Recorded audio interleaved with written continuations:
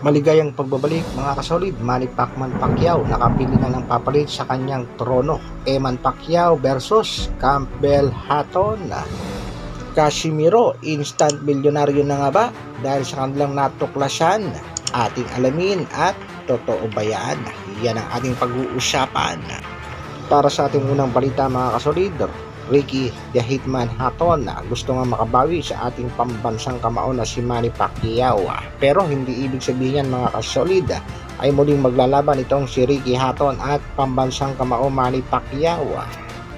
Sa kasalukuyan nga mga kasolid ay trending at viral ang anak nitong si pambansang kamao na si Eman Bacosa Pacquiao dahil sa pinapakita nitong gilas at galing sa pagbaboxing.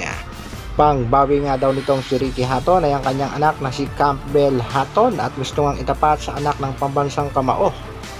Walang iba nga kundi itong si Eman Bacosa Pacquiao.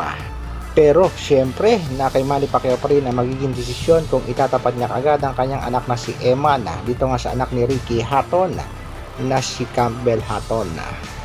Kahapon nga lamang mga kasolid ay nagpakitang gilas na naman ang anak nitong si pambansang kamao Manny Pacquiao matapos nitong talunin ang kanyang nakalaban sa loob lamang ng ikatlong round ng kanilang bakbakan. Panoorin natin mga kasolid kung paano pinaayaw ni Eman Bacosa ang kanyang nakalabang si Jake Clyde Langahin. Itong labang ito ay naganap sa Okada, Manila. Kitang-kita natin dito mga kasolid ang bigwas nitong si Eman Bacosa. Kuhang-kuha talaga ang galawan ng pambansang kamao na si Manny Pacquiao. Panalo nga si Eman by a third round technical knockout. At marami nga nagsasabi mga kasolid na tila nakahanap na at nakapili na ang ating pambansang kamao na si Manny Pacquiao sa kanyang mga anak kung sino ang papalit sa kanyang trono. At marami nga nagsasabi mga kasolid, walang kaduda-duda itong si Eman Bacosa Pacquiao ang posibleng pumalit sa trono ng pambansang kamao. Ayon sa ilang netizen, ang bait ni Eman Pacquiao, always be humble like your dad so that God will always with you in all your fights and journey. Dagdag pa ng isang netizen na Eman, continue mo lang yung humility sa mga laban mo. God will raise you up like your father. Still humble forever.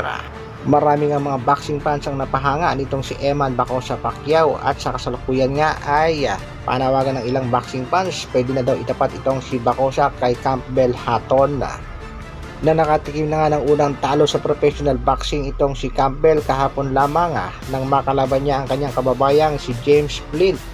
Ito nga si James Flint sa kasalukuyan ay may kartadang 14 wins, 3 knockouts, 1 talo.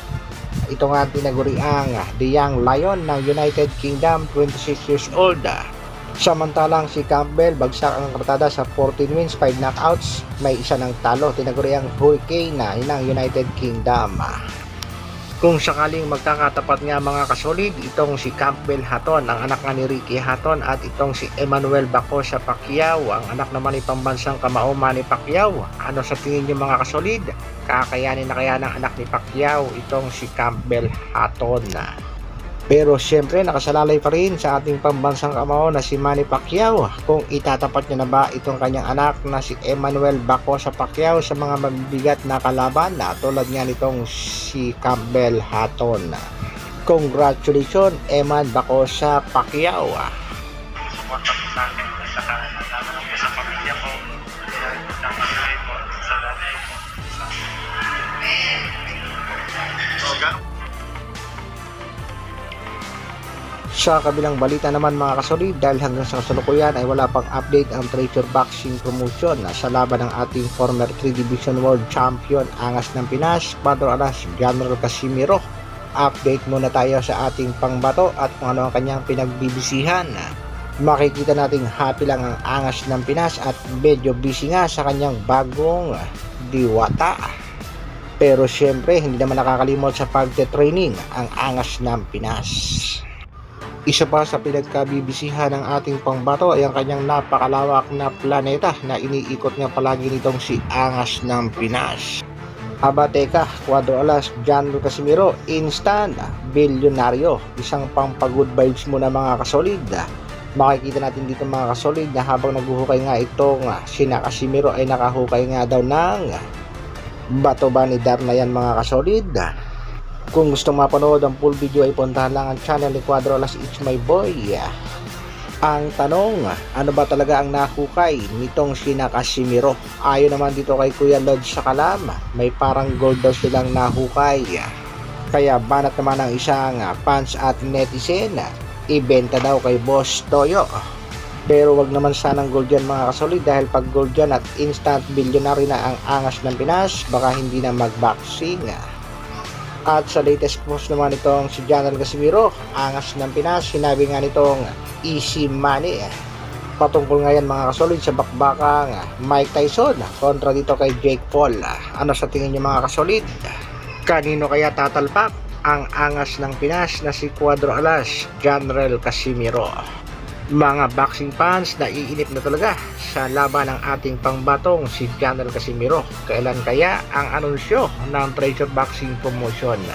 Hanggang dito na lang muna mga kasolid. Maraming salamat sa patuloy na pagsuporta at panonood. Isang like naman dyan. At sa mga bagong mapapadaan sa ating munting channel, pa-share and subscribe na rin. Mabuhay! Dr. Alvin Vlogs. Brr.